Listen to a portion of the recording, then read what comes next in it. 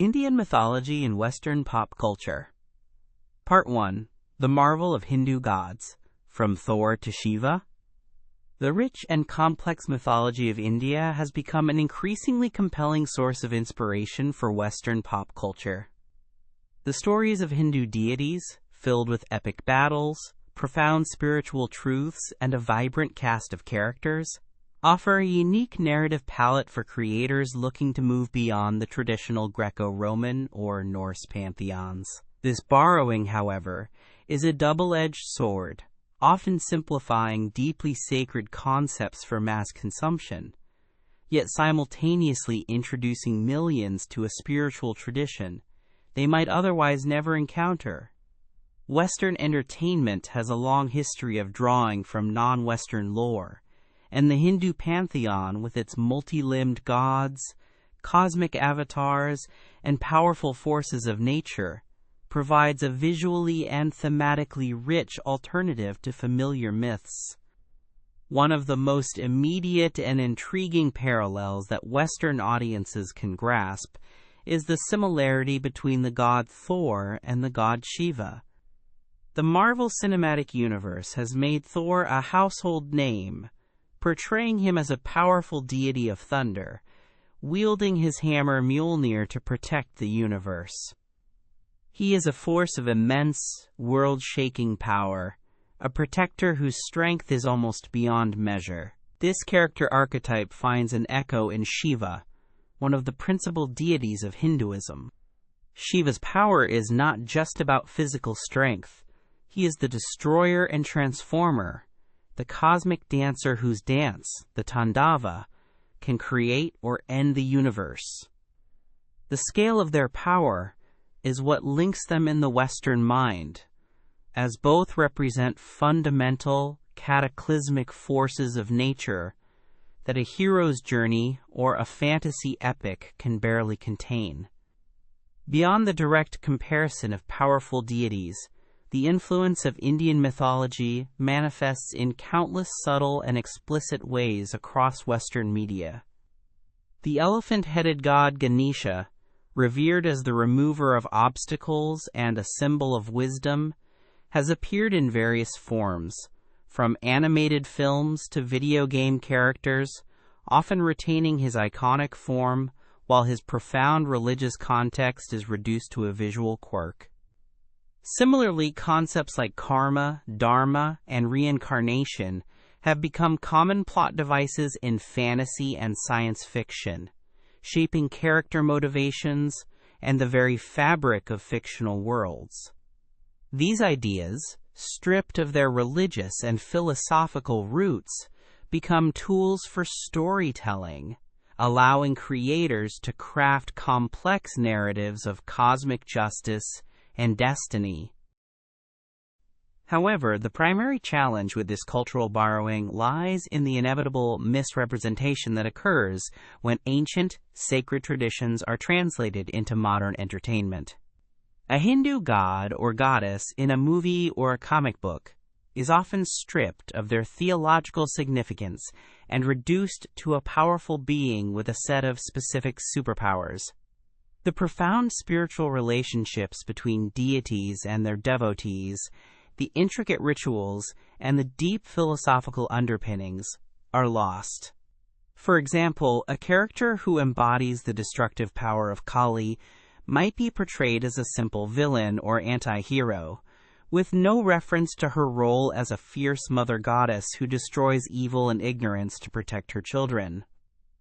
The Western pop culture framework, particularly in genres like superhero comics, tends to prioritize spectacle over substance. This is a fundamental conflict when adapting Indian mythology. A deity like Vishnu, the preserver of the universe, is not just a protector with immense strength.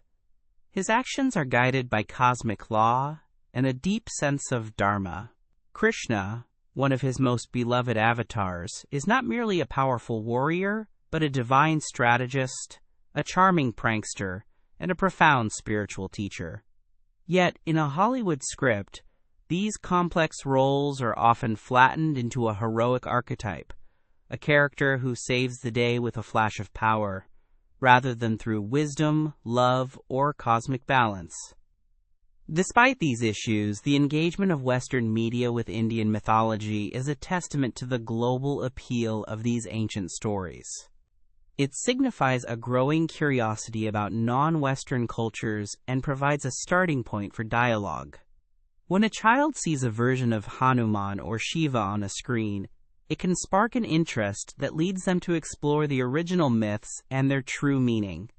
This cultural exchange, while imperfect and often criticized by those who feel their traditions are being appropriated, also serves as a form of cultural transmission, ensuring that these timeless tales are not confined to a single geographic or cultural space. It is a messy, sometimes frustrating process, but it is also a vital part of a globalized world where cultures are constantly interacting and influencing one another. This ongoing adaptation reflects the enduring power and adaptability of myth itself. Part 2. Indiana Jones and the Temple of Misrepresentation. For a generation of Western moviegoers, the 1984 film Indiana Jones and the Temple of Doom was their most significant and, in many cases, only exposure to India and its rich mythological traditions. The movie presented a thrilling but deeply flawed narrative that cemented harmful stereotypes and a distorted view of the country's culture and religion. It set a precedent for how Western media would engage with Indian mythology as a dramatic, exotic backdrop for action, rather than a living and nuanced spiritual system. The film's sensationalized depiction became a cautionary tale about the dangers of cultural appropriation without genuine understanding or respect.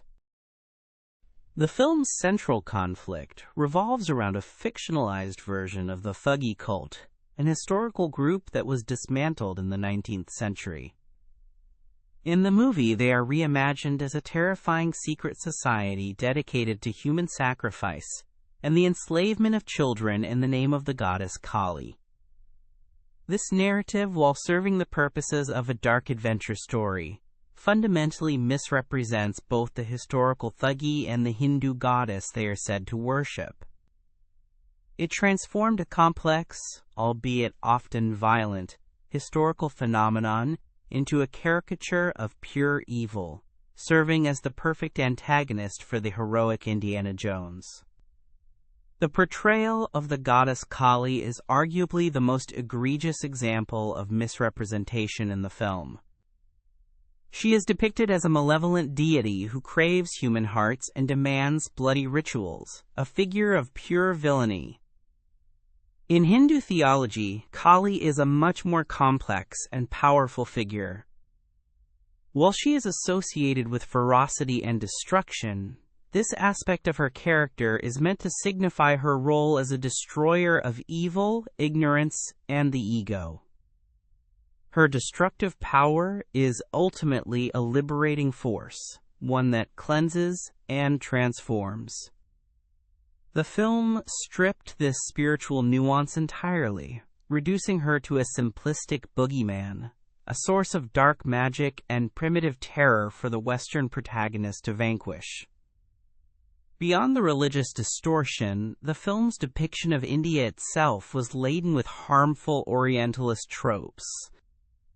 The country is shown as a land of exoticism and squalor, where the main characters are immediately subjected to hostile environments, dangerous animals, and untrustworthy locals. The entire setting is presented as a place needing to be saved by the West. This narrative, which casts the white hero as a savior who must rescue the local populace from their own perceived barbarism, is a classic example of the white savior trope, perpetuating a colonial-era mindset that sees non-Western cultures as backward and in need of external intervention. The historical and cultural inaccuracies in the film are numerous. The Thuggee, for instance, were a group of highwaymen, not a mystical cult that performed bizarre rituals of ripping out human hearts with their hands. The chants of Kali Ma in the film are meant to invoke a sense of evil and foreboding, but in reality, Kali Ma as a term of reverence and respect, meaning Mother Kali. This fundamental misunderstanding of basic cultural terms highlights the lack of genuine research or consultation that went into the movie's production. For many, this film was the only representation they saw of India, and its caricatures became their accepted reality. The legacy of Indiana Jones and the Temple of Doom is a complicated one. It was a massive commercial success but faced significant criticism, leading to it being banned in India for many years due to its offensive content. Its impact was far-reaching, solidifying negative stereotypes and contributing to a long-held perception of India as a place of primitive darkness. This film stands as a prime example of the kind of misrepresentation that can occur when a powerful and influential culture borrows from another without a foundation of respect or understanding. It demonstrates that the exoticization of other cultures for entertainment often comes at a high cost, reinforcing harmful biases that take decades to dismantle. Ultimately, the movie serves as a powerful cautionary tale about the ethical responsibility of storytellers when they engage with other cultures, mythologies. Part 3. Rick Riordan and the Rise of Mythlit. Kids Meet Krishna. In recent years, the landscape of Western pop culture's relationship with mythology has been profoundly reshaped by a single author, Rick Riordan.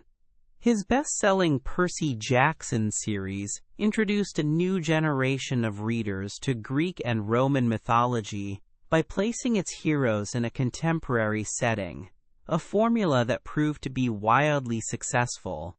This approach, blending ancient tales with modern-day dilemmas, established a new literary genre known as mythlit. However, Riordan's most significant contribution may not be his reinvention of the classics, but his pivotal role in introducing diverse pantheons, including Hindu mythology, to a young global audience, all in a manner far more respectful than earlier attempts. Under his collaborative imprint, Rick Riordan presents, authors from diverse backgrounds are given a platform to tell stories from their own cultures. This is where Hindu mythology has finally found a prominent and dignified voice in Western literature. The Arusha series by Roshani Chokshi is a prime example. These books bring gods like Shiva, Vishnu, and Krishna directly into the lives of modern children, but not as figures of remote power or exotic spectacle. They are integrated into a relatable world of middle school struggles, friendship, and family. The series is a direct response to a demand for stories that reflect the global diversity of mythology, moving beyond the tired Eurocentric narratives. The books apply the classic Riordan formula to Hindu mythology with remarkable success. The protagonist, a young girl from Atlanta, discovers she is a reincarnated Pandava, a hero from the epic Mahabharata. She is thrust into a hidden world of gods, demons, and celestial weapons, all of which are grounded in Hindu mythology. The stories are filled with quests, humorous dialogue, and high-stakes adventure, but they also serve as a genuine and accessible introduction to concepts like the Atman, soul, reincarnation, and the intricate relationships within the Hindu pantheon. The adaptation is both modern and reverent, a difficult balance to achieve. A major departure from older Western depictions is the nuanced portrayal of deities. In the Arusha series, Krishna is not a remote or frightening figure, but is portrayed with the complexity and charm familiar to Hindu devotees. He is a source of wisdom, a mischievous mentor, and a powerful ally. This contrasts sharply with the villainization seen in movies like Indiana Jones and the Temple of Doom, where deities were reduced to symbols of dark and barbaric evil. In these new books, the gods retain their personalities and spiritual significance, acting as cosmic guides and sometimes even comic relief. making them feel more authentic and less like two-dimensional characters. A key factor in this new wave of myth-lit is the emphasis on cultural authenticity. By employing authors of South Asian descent, the books avoid the common pitfalls of appropriation. The writers are not just borrowing elements, they are sharing stories that are part of their own heritage. This ensures that the mythology is not only accurately represented, but also infused with the correct cultural context and emotional weight. It is a form of cultural stewardship, empowering the storytellers from the culture itself to be the ones who introduce it to a new generation of readers. This model is a powerful rejection of the past, where external creators simplified and often misrepresented sacred traditions. For the young Western reader, these books serve as a gateway to a vibrant and rich mythological world they might have never encountered. For young readers from the Indian diaspora, they provide a much-needed bridge between their heritage and their contemporary identity. They see themselves and their culture reflected in a way that is modern, heroic, and cool, which helps them feel a sense of pride and connection to their roots. This positive representation fills a void that has long existed in Western children's literature, which has historically been dominated by European folklore. Ultimately, this new genre of mythlit is a testament to the idea that ancient stories can be retold in new and exciting ways without sacrificing their core integrity. Riordan and the authors he has championed have shown that Hindu mythology is not a relic of the past, but a living, breathing tradition that can inspire the heroes and adventures of today. It is a new chapter in the cultural dialogue between East and West, one built on a foundation of respect and authenticity. Part 4: Yoga's Mythical Roots Forgotten in Fitness Studios? In the modern Western world, yoga is a multi-billion-dollar industry, a staple of wellness culture celebrated for its physical benefits. Celebrities tout its virtues. Fitness studios pack classes with students seeking flexibility and stress relief, and athleisure brands sell expensive apparel specifically for the practice. Yet, in this widespread commercialization, the deeper spiritual and mythological roots of yoga are often overlooked, relegated to an optional and obscure footnote. What was once a comprehensive system for spiritual union is now, for many, a series of stretches, breathing exercises, and poses that exist in a vacuum, divorced from the rich cultural and religious traditions from which they originated. The journey of yoga to the West began in the late 19th and early 20th centuries, championed by spiritual teachers who presented it as a path to self-realization. However, over time, a significant shift occurred. The focus moved away from the philosophical and meditative aspects and instead honed in on the physical postures, or asanas. This was a strategic choice to make the practice more palatable and accessible to a Western audience largely unfamiliar with Eastern spirituality.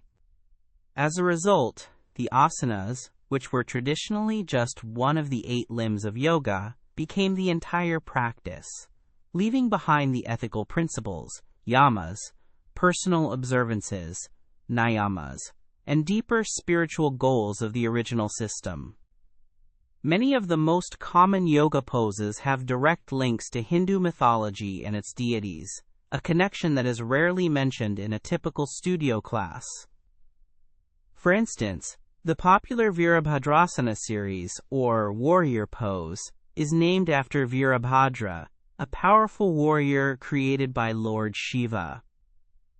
The legend goes that Virabhadra was born from Shiva's locks to avenge an insult to his consort Sati. When a practitioner enters this pose, they are not just stretching their legs and arms, they are, in a sense, embodying the courage, strength, and righteous anger of this mythological figure. This mythological context transforms the physical act into a spiritual and symbolic gesture. Another example is Hanumanasana, or monkey god pose, which is named after the devoted monkey god Hanuman from the epic Ramayana. This pose, a deep split, represents Hanuman's legendary leap across the ocean to rescue Sita. The physical challenge of the pose is meant to be a metaphor for overcoming great obstacles through devotion and faith. The mythological narrative provides a powerful context that elevates the posture beyond a mere physical feat, linking it to qualities like loyalty, strength, and unwavering purpose.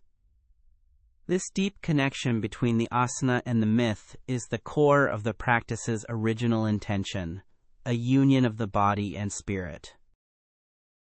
The forgetting of these roots extends beyond just the names of the poses. The very purpose of yoga is rooted in Hindu and Vedic philosophy.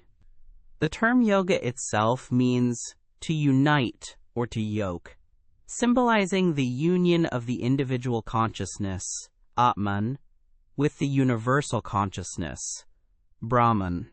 This ultimate goal is often lost in the modern emphasis on a yoga body or a yoga butt. The ethical guidelines of the yamas and niyamas, which include principles like ahimsa, nonviolence, and satya, truthfulness, are foundational to the practice but are almost never part of the conversation in a Western fitness class. The practice of yoga, in its original form, was a way of living, not just an hour on the mat. This decontextualization has led to a significant debate about cultural appropriation. Critics argue that by stripping yoga of its spiritual and mythological heritage, Western practitioners and corporations have commodified a sacred practice, profiting from its aesthetics while ignoring its origins. This raises important questions about whether it is possible to engage with a cultural practice without acknowledging the rich history and spiritual meaning behind it. Some in the yoga community are pushing back, encouraging instructors to share the mythological stories and philosophical concepts that give the practice its profound meaning, hoping to restore the lost context. While the commodification of yoga is a reality, it has also introduced millions of people to a pathway toward mindfulness and spiritual exploration. For some, the physical practice becomes a gateway to a deeper interest in Eastern philosophy and the mythology that underpins it. While most studios may not teach the stories of Shiva or Hanuman, the practice itself can serve as a first step on a journey of self-discovery, which is, after all, the true goal of yoga. The challenge remains to bridge the gap between a popular fitness trend and the sacred, mythical tradition it represents. Part 5. Bollywood and Hollywood, Myth, Remix, and Movies. Bollywood's influence on Hollywood has traditionally been a source of curiosity and imitation, often limited to the spectacle of grand song and dance numbers or vibrant color palettes. For decades, the Western cinematic world viewed Indian cinema through a lens of exoticism, admiring its aesthetic flourishes without fully grasping its profound narrative and thematic structures. However, as global entertainment markets have converged, a deeper exchange has begun to occur. Hollywood is increasingly absorbing not just the visual language of Bollywood, but also its unique storytelling DNA, which is fundamentally rooted in the epic tales and mythological archetypes of India. The narrative architecture of many Bollywood films, from sweeping historical dramas to contemporary romantic comedies, is often a modern echo of the Mahabharata and the Ramayana. These ancient epics, with their complex characters, moral quandaries, and grand-scale conflicts between good and evil, have shaped the cultural psyche and narrative expectations of Indian audiences for millennia. A Bollywood hero is often a modern-day Rama, fighting for dharma against a corrupt system, while a villain might be a contemporary Ravana, driven by ego and a sense of entitlement. This mythological scaffolding provides a familiar and powerful framework that allows for stories of love, loyalty, and justice to resonate on a deeper, almost subconscious level. Hollywood's borrowing of these elements is a complex process, often a remix that blends Western narrative conventions with Indian sensibilities. While the most obvious influence is the integration of elaborate dance sequences, as seen in a number of Hollywood musicals and action films, the more subtle and significant exchange is in the thematic material. Concepts of karma, reincarnation, and the hero's spiritual journey, which are cornerstones of Hindu mythology and are constantly explored in Bollywood, have quietly found their way into mainstream Hollywood cinema. Films that explore a cyclical nature of events or a protagonist's internal quest for enlightenment are often tapping into a narrative wellspring that has been nurtured for thousands of years in the Indian epics. The presence of Indian directors and actors who now work in Hollywood has further accelerated this exchange, ensuring that the influence is more authentic than a simple surface-level imitation. These creative professionals bring with them an innate understanding of the mythological underpinnings of Indian storytelling. Their work often contains subtle nods, visual metaphors, or narrative beats that draw directly from the epics. For example, a character's struggle with temptation might be a modern allegory for Arjuna's moral dilemma on the battlefield, or a family feud could reflect the epic conflicts of the Pandavas and Kauravas. This creates a bridge between two cinematic worlds, allowing for a more nuanced and respectful form of cross-cultural storytelling. The Matrix franchise is a prime example of a Hollywood film that, while not directly a Bollywood production, draws heavily from Eastern philosophical and mythological concepts that have long been a part of Indian cinema's narrative toolkit. The idea of an avatar or a spiritual hero who awakens to a higher reality is deeply rooted in Hindu thought. Similarly, the concept of a chosen one who can bend the laws of reality through will and spiritual discipline is a theme that resonates with many narratives from the Mahabharata. While these concepts are universal, their popularization in Western media often has a clear lineage that traces back through Eastern spiritual traditions and the films that have successfully brought them to the screen.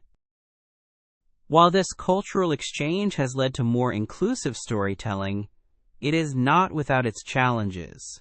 The line between homage and appropriation remains thin.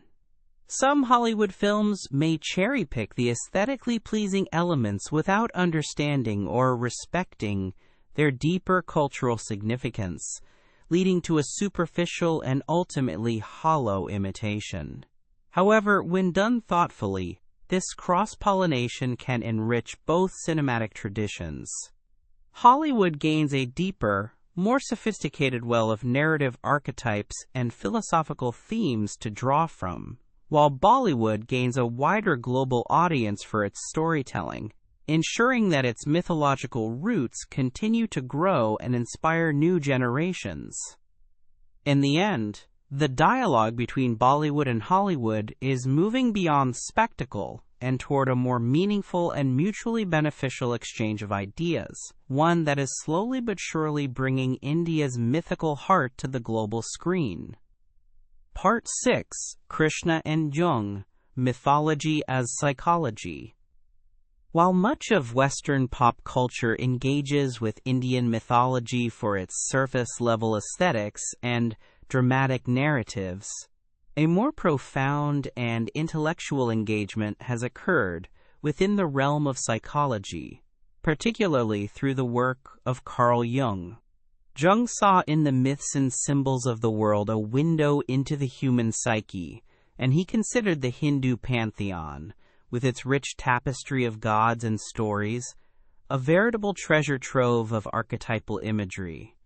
This perspective reframes the epic tales of deities like Krishna not just as religious history, but as powerful psychological maps for understanding the universal human condition, and the inner journey towards self-realization. Jung's core concepts of archetypes and the collective unconscious provide the framework for this interpretation. He believed that the collective unconscious is a shared reservoir of inherited memories and universal patterns that exist in the minds of all humans. These patterns, or archetypes, manifest in various forms across cultures, from dreams and art to the myths and religions that people create. From a Jungian viewpoint, the gods and goddesses of Hinduism are not just figures of worship, but potent symbols of fundamental aspects of human psychology, personifications of our desires, fears, and potentials. The figure of Krishna is an especially fertile ground for this kind of psychological analysis due to his incredibly diverse and complex personality. In his life story, Krishna embodies multiple archetypes that are central to the human experience. He is a divine child, a mischievous prankster, a heroic lover, a wise philosopher, and a supreme deity. This multiplicity of roles suggests that he is not a single, monolithic figure, but rather a representation of the many different facets that make up a complete and integrated self, or what Jung called the process of individuation. The archetype of the divine child, for instance, is perfectly embodied in Krishna's childhood stories. As a young boy, he is known for his playful antics, stealing butter and defeating demons with ease. This archetypal image represents the innocence, spontaneity, and pure potential that exists within every individual, often a part of ourselves that is suppressed by the pressures of society. Krishna's triumphs as a child symbolize the triumph of this pure, uncorrupted self over the forces of darkness and conformity. This perspective offers a way to connect with the divine spark of creativity and joy within. Later in his life, Krishna embodies the archetype of the lover in his relationship with Radha and the gopis. For a Jungian, this divine love story is not just a romantic tale. It symbolizes the integration of the feminine and masculine principles within the psyche, the union of the anima and animus. The intense devotion of the gopis to Krishna represents a deep longing for a higher, spiritual love that transcends the physical. This psychological interpretation allows Westerners to engage with these powerful stories as a guide to their own inner search for wholeness and a deeper connection to the source of love. Perhaps the most compelling psychological aspect of Krishna is his role as the wise old man and guru in the Bhagavad Gita. On the battlefield of Kurukshetra, he acts as the charioteer and spiritual counselor to the warrior Arjuna. When Arjuna is paralyzed by a moral crisis, Krishna reveals profound wisdom about duty, dharma, action, karma, and the nature of the self. This dialogue represents the internal struggle between the ego and the higher self. Krishna is the voice of inner wisdom, the guide who helps the individual navigate life's conflicts by connecting with their true purpose. This psychological lens on Hindu mythology has allowed Western thought to engage with these ancient stories in a modern, non-religious way. It provides a means of personal exploration, showing that the gods and their stories are not just external figures to be worshipped, but powerful symbols for self-discovery and spiritual growth. The work of Jung and others suggests that the reason these myths have endured for millennia is precisely because they are reflections of the universal psychological landscape that is shared by all of humanity, a timeless and ever-relevant map for the human soul. Part 7. Sacred Soundtracks, Mantras in Electronic Dance Music and Hip-Hop. In the ever-evolving landscape of Western music, a fascinating and often surprising trend has taken root: the integration of sacred Hindu sounds, like mantras and chants, into popular and subculture genres such as electronic dance music, EDM, and hip-hop. This is a significant departure from older forms of cultural borrowing, which often used Eastern sounds for their exotic flavor. Instead, this new wave of musical fusion represents a more profound, though sometimes misunderstood, engagement with the spiritual power of these sounds. As artists seek to transcend traditional musical boundaries and create a more globally infused and even spiritual experience for their listeners. The use of mantras and chants in EDM is particularly prevalent and often feels like a natural fit. EDM, with its hypnotic and repetitive beats, is designed to create a trance-like state, a communal euphoria that can feel transcendent. Mantras, which are repetitive spiritual phrases, are intended to do much the same thing. They are sonic tools for meditation, designed to focus the mind and elevate consciousness. When these two forms are combined, as they are in the work of many psytrance and chillwave artists, the result is a powerful sonic experience that can be both physically exhilarating and spiritually grounding. The Sanskrit chants add a layer of ancient reverence to a very modern musical form. Artists in the EDM world, from global stars to underground producers, have recognized this synergy. Tracks by pioneers like Spangle and Infected Mushroom have famously incorporated Sanskrit chanting and Hindu devotional music samples, weaving them into complex, multi-layered soundscapes. These artists use the mantras not just as a hook, but as a central element, a sacred thread that runs through the energetic beats and synthesizers. The result is music that is often played at massive festivals, where a diverse crowd of thousands can be heard chanting along, creating a collective, meditative energy that blurs the line between a dance party and a spiritual gathering. The hip-hop world, with its history of sampling and its emphasis on lyrical and philosophical depth, has also embraced sacred Hindu sounds. Hip-hop artists often sample a wide array of sounds from different cultures to create a unique sonic identity or to make a statement about their own spiritual journey. For many artists, the use of mantras is a way to reject the materialism and commercialism that can often dominate the genre. It is a sonic declaration of a deeper spiritual quest, a nod to ancient wisdom in a modern, urban context. The incorporation of these sounds can be a powerful way for artists to express a form of spiritual rebellion and a search for inner peace. One of the most notable examples of this fusion can be found in the work of the Wu-Tang Clan and its members. The group's work often references Eastern philosophies, including Shaolin Kung Fu and Buddhism, and has also incorporated Hindu concepts and sounds. The group's fascination with ancient wisdom, which they use to frame their struggles in the modern world, demonstrates how these sacred traditions can be recontextualized for a new generation. The inclusion of chants and spiritual ideas in their music is not just for show. It is a fundamental part of their artistic and philosophical expression, an attempt to infuse a street-level narrative with a sense of cosmic purpose. The trend, while intriguing, is not without its controversies. It raises important questions about cultural appropriation versus appreciation. For some, the use of sacred mantras in a commercial or entertainment context is disrespectful, stripping them of their spiritual significance for the sake of a musical trend. For others, it is a powerful form of cultural exchange, one that introduces ancient wisdom to a new audience in an accessible way.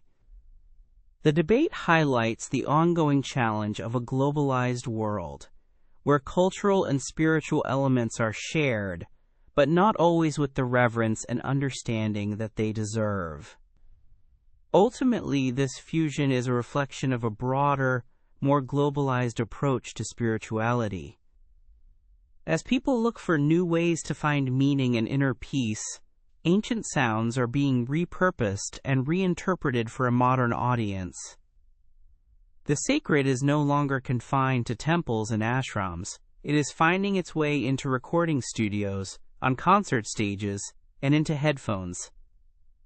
It is a powerful testament to the timeless and universal nature of sound, and its enduring capacity to connect us to something larger than ourselves. Part 8. Mythology as Fantasy: Why Ancient India Rivals Tolkien. While J.R.R. Tolkien is widely regarded as the architect of modern high fantasy, a claim rooted in the intricate world-building of Middle-earth and its epic tales, the ancient mythologies of India offer a creative wellspring of equal, if not greater, depth and complexity. The Mahabharata and the Ramayana are not just religious texts, but are, in essence, the ultimate works of fantasy, containing a richness of character, world, and philosophical inquiry that can rival even the most celebrated works of the genre. Their narratives present a cosmic scale, a cast of thousands, and a blend of magic and morality that stands as a testament to the power of ancient imagination. Tolkien's genius lay in his meticulous creation of a secondary world with its own languages, histories, and races. His work set the standard for what a fantasy epic could be. However, in terms of sheer scale, the Indian epics are unmatched. The Mahabharata, for instance, is a work of immense proportion, containing over 100,000 verses, making it one of the longest epic poems ever written. It is a story of a great war between two families that encompasses dozens of subplots, thousands of characters, and a comprehensive view of life, death, and human nature. Its narrative scope and depth dwarf the scale of The Lord of the Rings, which, while grand, is focused on a singular quest. The worlds depicted in these Indian epics are as fantastical as any created in modern fiction. They are populated by a diverse array of beings beyond just humans, elves, and dwarves. The mythologies feature powerful gods who live in celestial cities, flying chariots known as Vimanas that travel between realms, and a bestiary of fantastical creatures like the multi-headed serpent King Naga and the majestic Garuda, king of the birds. The realms themselves are varied and complex, from the sacred forests of the hermits to the shadowy underworlds inhabited by demons. This vibrant, multi-dimensional cosmos provides an incredibly rich backdrop for storytelling, offering creators an endless supply of material. A key difference that sets Indian mythology apart from much of Western fantasy is its nuanced and often morally ambiguous characters. In many Western narratives, the lines between good and evil are clearly drawn. Heroes are noble, and villains are irredeemably dark. However, in the Mahabharata, characters like Karna are tragically complex. He is a man of great skill and virtue, who is fated to side with the forces of evil due to his unshakable loyalty, blurring the lines between hero and villain. This psychological depth adds a layer of sophistication that goes beyond a simple struggle of light versus dark, making the narratives incredibly compelling and timeless. Furthermore, these ancient narratives are fundamentally works of profound philosophy.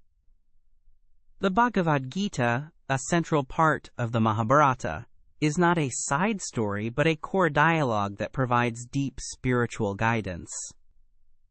It addresses questions of duty, dharma, the nature of the self, and the path to enlightenment. While Tolkien's work has its own ethical framework, the Indian epics are explicitly designed to be spiritual guides, intertwining high-stakes fantasy with some of the most profound philosophical questions ever asked. This fusion of epic adventure with deep spiritual wisdom is a unique and powerful attribute that is often missing from modern fantasy. The magic system in Indian mythology is also on a completely different scale. While Middle-earth's magic is often subtle and mysterious, the divine weapons, astras, and powers in the Indian epics are explicit and overwhelming. These are cosmic weapons that can destroy entire armies, capable of wiping out cities or bringing about cataclysmic natural events. The use of magic is not just a special skill, but is tied to spiritual power, curses, and blessings, creating a system that is both incredibly powerful and inherently linked to the moral and spiritual standing of the characters who wield it. These ancient Indian narratives are not just myths. They are epic fantasy on a cosmic scale, a wellspring of stories, characters, and worlds that can rival any of the modern fantasy classics. They contain all the familiar elements of the genre: heroic quests, divine powers, and epic battles, but they are imbued with a spiritual and philosophical depth that makes them uniquely powerful. As Western audiences continue to seek new and compelling fantasy, the rich and vast mythology of ancient India stands ready to be rediscovered, a universe of stories waiting to be told. Part 9. A complex cultural dialogue. The intricate and often contradictory relationship between Indian mythology and Western pop culture is a microcosm of a larger global dialogue. As explored across a wide range of media, from superhero films and adventure movies to modern literature and music, this engagement has been a journey from superficial exoticism to a deeper, more nuanced form of cultural exchange. In the early days, as with the glaring misrepresentations in films like Indiana Jones and the Temple of Doom, the sacred was often reduced to spectacle, and complex spiritual traditions were flattened into two-dimensional villains and dark magic. This era was characterized by a lack of understanding, reinforcing colonial-era stereotypes, and presenting a distorted, sensationalized image of a rich and ancient culture. However, a significant shift is underway, driven by a new generation of creators and a more globally aware audience. The rise of myth lit for children and the psychological interpretations of figures like Krishna have shown that it is possible to engage with Indian mythology in a way that is both respectful and intellectually profound.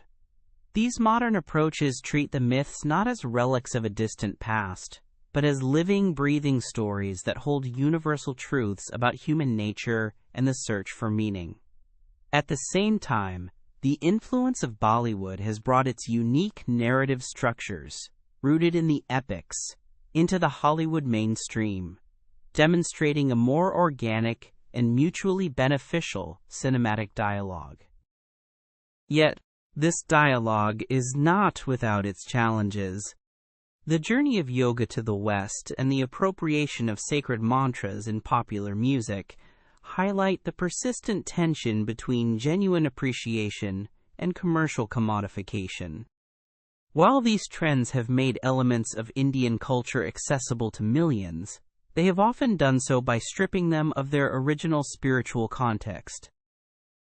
This leaves a crucial question for the future. Can a practice or a sound be adopted without acknowledging the sacred roots from which it grew? The ongoing debate reflects a global community grappling with how to share cultures respectfully in an age of interconnectedness. Ultimately, the evolving presence of Indian mythology in Western pop culture is a testament to the enduring power and adaptability of these ancient narratives. They are not just stories of gods and goddesses, but are profound works of philosophy, epic fantasy, and psychological insight that continue to resonate with a global audience. The journey from a place of ignorance and misrepresentation to one of greater understanding and celebration is far from complete. However, the dialogue has been opened, creating a promising path for these timeless stories to find new life and meaning, and to inspire a new generation of creators and thinkers across the world.